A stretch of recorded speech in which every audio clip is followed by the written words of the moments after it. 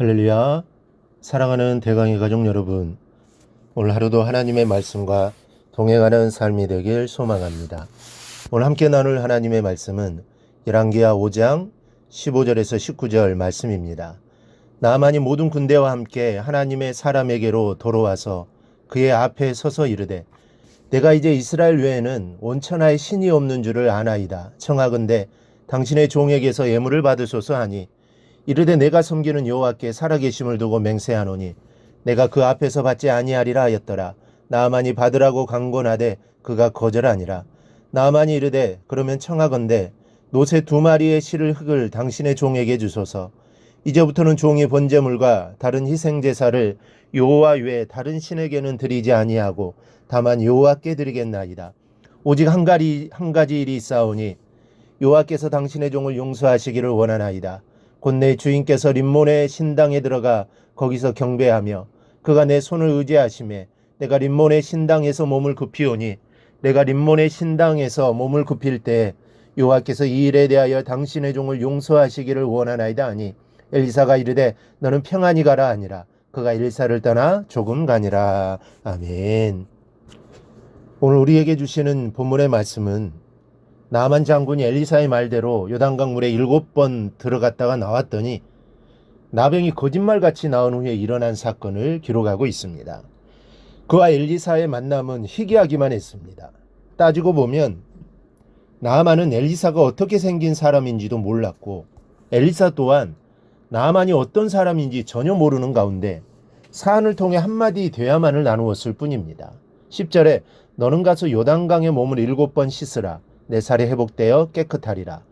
이것이 아람에게서부터 먼 길을 찾아온 나아만에게 종을 보내어 해준 말 한마디입니다. 그러나 이렇게 짧은 만남, 이렇게 짧은 대화 한마디가 한 사람의 인생을 완전히 뒤바꾸어 놓을지 누가 알았겠습니까?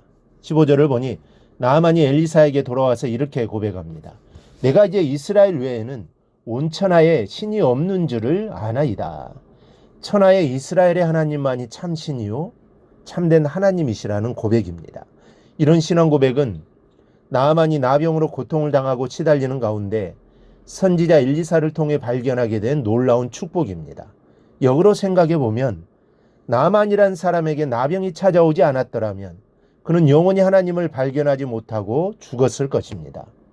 그렇게 되었다고 가정해 볼 때 저주의 병이라 불리는 나병이 그에게 찾아온 것이 얼마나 큰 축복인지 모릅니다. 우리 사랑하는 여러분, 다른 병도 아닌 나병이 나아만에게는 크나큰 은총의 길로 인도하는 길잡이가 되었다는 것을 기억하시기 바랍니다. 큰 불행이 큰 축복이 되는 것을 믿으시기 바랍니다.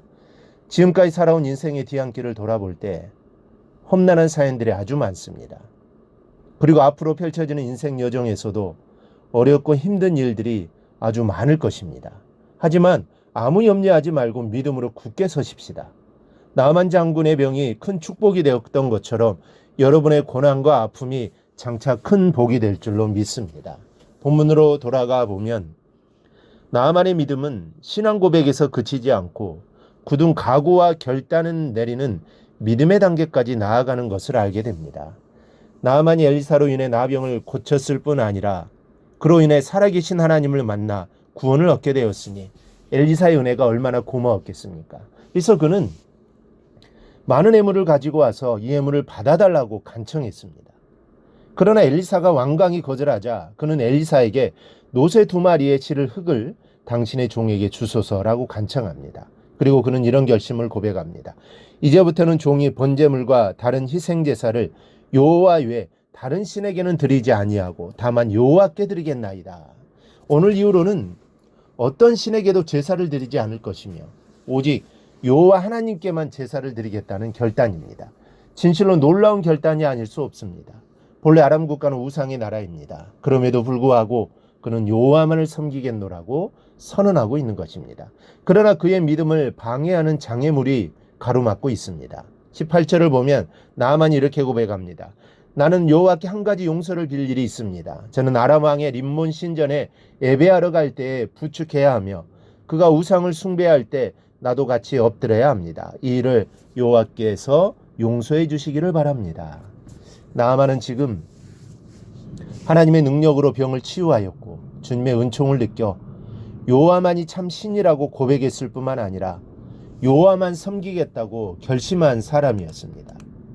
그러나 그가 아람으로 돌아가면 우상 앞에 고개를 숙일 수밖에 없는 상황이 벌어질 것이라는 겁니다. 이 상황을 하나님께서 용서해 주시기를 간절히 바라고 있습니다.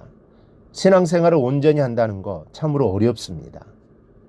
때로는 환경 때문에 어렵고 인간의 연약함 때문에 어렵습니다. 예수님이 십자가를 앞에 두고 겟셋마네 동산에서 기도를 하셨습니다. 그때 주님은 고민하고 슬퍼하셨다고 했습니다. 그리고 만일 할만하시거든 이 잔을 내게서 지나가게 하옵소서. 그러나 나의 원대로 마시옵고 아버지의 원대로 하옵소서라고 기도하셨습니다. 주님의 마음이 어떠하셨는지 그리고 십자가의 고통이 얼마나 큰지를 알 수 있습니다. 그런데 이때 제자들은 자고 있었습니다. 주님은 생명을 걸고 기도하시는데 제자들은 피곤해서 자고 있었습니다. 그때 주님이 시험에 들지 않게 깨어 기도하라. 마음에는 원이로되 육신이 약하도다 라고 말씀합니다. 제자들도 자고 싶지 않았을 겁니다. 주님이 기도하는데 그들도 같이 기도하고 싶었을 겁니다. 그런데 이것이 마음대로 되지 않습니다. 마음은 원이로되 육신이 약해서 잘 되지 않습니다. 우린 이렇게 연약한 존재입니다. 마음은 신앙생활을 잘하고 싶은데 마음대로 되지 않습니다. 그러므로 우리는 늘 하나님께 은혜를 구하며 긍휼과 도우심을 구하며 나아가는 삶이 필요합니다. 우리가 하나님의 은혜를 구하는 삶을 살아갈 때 하나님이 주시는 힘으로 우리가 믿음 생활을 잘 할 수 있게 되는 것입니다. 그렇지 않으면 우리는 늘 넘어지고 깨어지고 쓰러질 수밖에 없습니다. 하나님의 도와주셔야 합니다. 우리 모두 나의 연약함을 인정하고 늘 하나님의 도우심을 구하는 삶을 꼭 살아 늘 승리의 삶을 살아가기를 주님의 이름으로 축원합니다.